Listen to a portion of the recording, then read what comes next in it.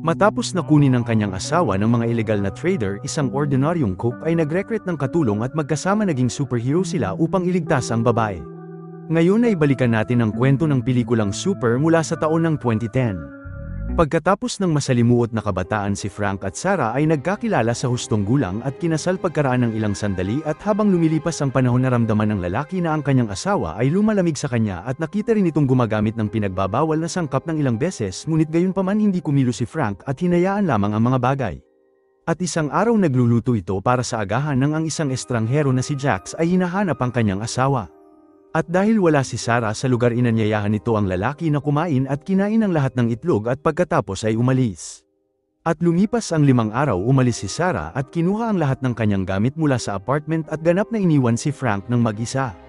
At dahil tumanggi na tanggapin ito, pumunta ang lalaki sa kumpanya ni Jax at tinanong kung nakita niya ito. At nang harapin ng kanyang asawa, sinabi ni Jax na alam nito kung nasaan siya, ngunit ayaw ni Sarah na makipag-ugnayan pa kay Frank. At sa pag-iisip na nagsisinungaling ito, pumunta ang lalaki sa pulisya at inakusahan si Jax sa pagkuha sa kanyang asawa, ngunit napagtanto ng detective na inabandunan nito ang kanyang asawa at hiniling na kalimutan na ito. At sa pag-iisip ng paraan na abalahin ang kanyang sarili, pumunta si Frank sa isang pet shop at nagsimulang tumingin ng mga rabbit, ngunit hindi nagtagal ay umalis rin ito. At sa bahay, pumunta si Frank sa harap ng TV at nagsimulang magpalit ng mga channel hanggang sa makita nito ang programa tungkol sa banal na Avenger, isang Kristiyanong superhero na gumagamit ng kapangyarihan ni Jesus upang labanan ang impluwensya ng dyablo sa kabataan.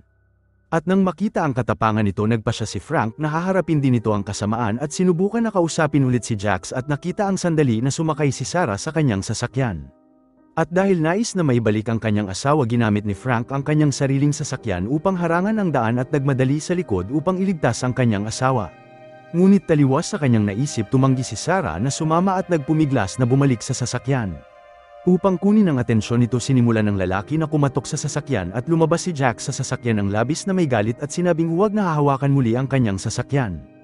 At dahil nakaramdam ng hamon, sinimulan ni Frank na hawakan ng sasakyan gamit ang kanyang hintuturo at nagpasya si Jax na umalis na lang. Ngunit ang lalaki ay hindi pa rin ito matanggap at itinapon ang kanyang sarili sa windshield. At dahil napagod na sa sitwasyon ng mga tauhan ni Jax, ay kinuha si Frank palayo at sinimulan siyang bugbugin habang pinagmamasdan nito ni Sarah mula sa loob ng sasakyan ng kanyang bagong nobyo. At dahil natalo, umuwi si Frank at nagsimulang magdasal at nagtatanong sa Diyos kung ano ang dapat nitong gawin. Ngunit tila hindi siya pinansin at humiga sa kama na hindi pa rin alam ang gagawin. At habang nagpapalipat-lipat sa kama, nakita ng lalaki ang isang anino na dumaan sa bintana at bumangon upang tignan ito, at natuklasan na ang Santong Avenger ay nasa kanyang bakuran. Nang biglang bumukas ang kisame at ang kumot ay kumapit sa kanyang braso na pinigilan siyang gumalaw. At bukod pa rito, lumitaw ang mga galamay sa pader at binuksan ang ulo ni Frank habang gising ito at iniwan na nakalantad ang kanyang utak.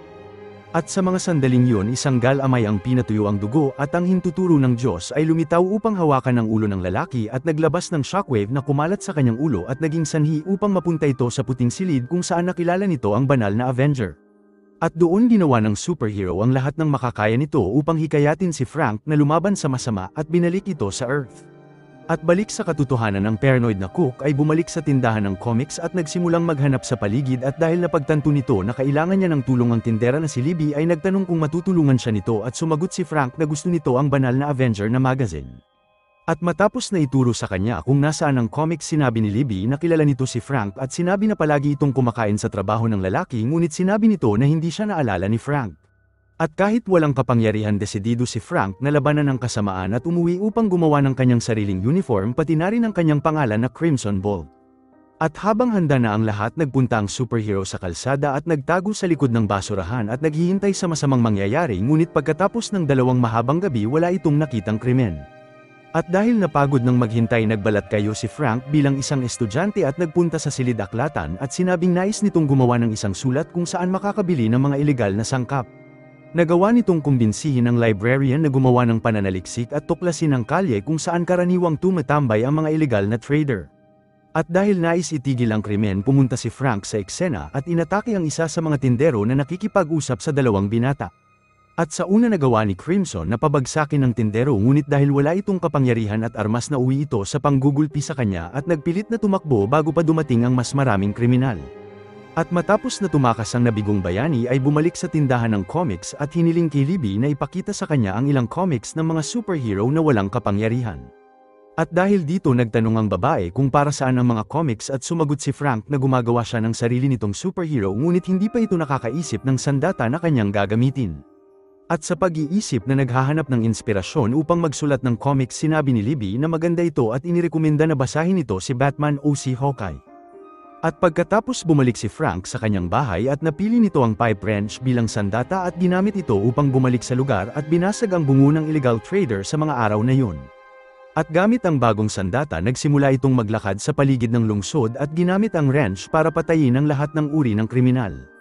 At sa pakiramdam na handa na siya pumunta si Frank sa opisina ni Jax at nakita si Sarah na ganap na wala sa kanyang isip at dinala sa sasakyan at nagpa siya ito na sundan ng sasakyan hanggang sa mahanap nito kung saan siya kinukulong. At pagkalipas ng oras sa kalsada nakarating ito sa labas ng bahay ni Jax ngunit dahil wala itong plano nagpa siya itong bumalik sa trabaho kung saan iniisip nito ang gagawin. At sa sumunod na umaga pumunta si Frank sa sinehan upang palipasin ang oras at nakita ang isang lalaki na sumisingit sa pila. At dahil nairita sinabihan nito ng cook na pumila at ang lalaki ay nagsimulang magmura sa kanya at sinabi kay Frank na huwag makialam.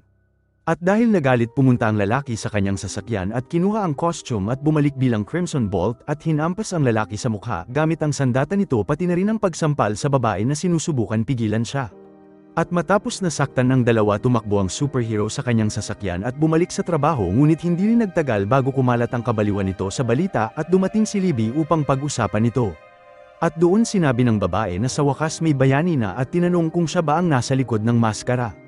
At dahil natakot tinanggi ng lalaki na siya si Crimson at nagmadali umuwi upang tanggalin ang kanyang uniform. Ngunit sa mga oras na inilabas nito ang kanyang costume sa aparador lumitaw ang detective sa pinto at gusto siyang makausap. At kahit natatakot ito hinayaan ni Frank ang lalaki na pumasok ngunit hindi ito makakilos ng normal at nagsimulang tumingin sa aparador ng walang tigil kung saan naghinala ang pulis. At dahil dito tinanong nito kung isa ba itong basement at sumagot si Frank na ito ay aparador lamang kung saan natutulog ang aso niya. At dahil nakita itong kakaiba sinubukan ng pulis na huwag itong pansinin at hiniling ang kanyang pirma upang kanselahin ang report noong nakaraang linggo at tuluyang umalis. At sa wakas mag-isa nagsimulang itapon ni Frank ang lahat sa isang bag muling nagdasal at nagtanong sa Diyos kung dapat ba itong magpatuloy bilang Crimson Bolt ngunit wala itong nakuhang sagot. At sa pag-aakalang ito ay isang senyales upang itapon ng lahat iniwan ni Frank ang kanyang mga gamit sa basurahan at bumalik sa pamumuhay bilang normal.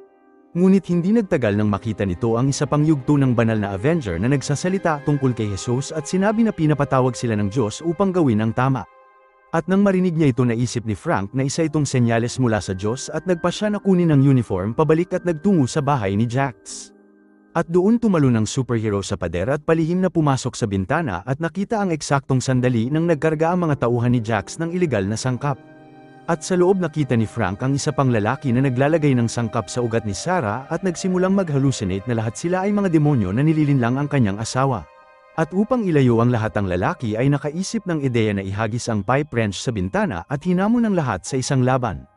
Ngunit malinaw may armas ang mga ito at nagsimulang bumaril habang tumakbo si Crimson.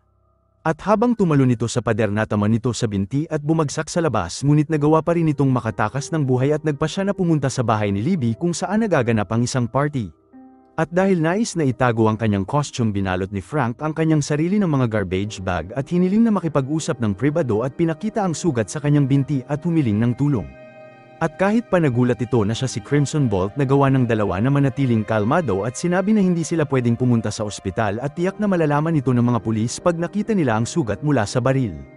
At dahil natatakot na may makakaalam tungkol dito pinalayas ng babae ang lahat sa party at nagsimulang gamutin ang sugat at binuhusan ng isang bote ng alkohol. At pagkatapos tinanong ni Libby kung may iba pang nakakaalam sa tunay na pagkakakilanlan ng hero at sumagot ito na malamang alam ito ng mga tauhan ni Jax at nagpilit sa kanya na magtago muna hanggang sa matapos ito. At sa istasyon ng pulis gumawa ang detective ng isang report nang makita nito ang larawan ni Crimson Bolt sa balita at napagtanto na ito ay si Frank at nagpas siyang bisitahin ulit. At kahit pa walang laman ang bahay pumasok ang pulis at nagpunta sa aparador upang tignan ang tinatago nito ngunit dahil ang costume ay dala ni Frank wala itong nakita na kahit na ano. At dahil nabigo tumalikod ang pulis upang lumabas ng bahay at nauwi ito sa pagsorpresa sa kanya ng tauhan ni Jax na pinagkamalan siyang si Frank at pinagbabaril. At matapos ng ilang putok na pagtanto ng mga kriminal, pinatay nila ang maling tao at nilapitan upang makita ito at nalaman na pinatay nila ang isang pulis. At sa kabilang banda ng lungsod, pinakita ni Libby ang lahat ng kanyang kakayahan sa labanan at nag-alok na maging sidekick ni Crimson at iminungkahi na ang kanyang lihim na identity ay Bolt. At suot ang kanyang costume, sinabi ng babae na oras na para habulin si Jax at sumagot si Frank na hindi pa oras, ngunit iginiit pa rin ni Libby na dapat silang lumaban at nagpa siya na dalhin siya nito sa labas upang maghintay ng krimen. At pagkatapos ng oras ng paghihintay, walang nangyari at si Bolt ay nagsimulang maboring at inimungkahi na sundan nila si Jerry, isang lalaki na gumasga sa kotse ng kanyang kaibigan. At magkasama pumunta ang dalawa sa bahay ng lalaki at nagsimulang umatake, ngunit habang nilalabanan ni Crimson si Jerry, nawala ng kontrol si Libby at binasag ang isang vase sa ulo ng lalaki at sinubukan na basagin ang kanyang ulo. At sa kabutihang palad, nagawa ni Frank na pigilan ito at mabilis na umalis ang dalawa sa bahay, ngunit nagtalo sila sa buong oras. At sa kalagitnaan ng paglalakbay, naubusan sila ng gas at huminto sila sa gas station nang nakasalubong nila ang dalawa sa tauhan ni Jax. At nang makita nito ang pares ng kriminal, sinubukan ni Frank na tumakbo sa kanyang sasakyan, ngunit nahuli siya ng mga ito. At nang makita na armado sila, tumayo si Frank at tumakbo sa lansangan, ngunit hindi nagtagal ay nahuli ng mga kriminal na nagsimulang bugbugin siya.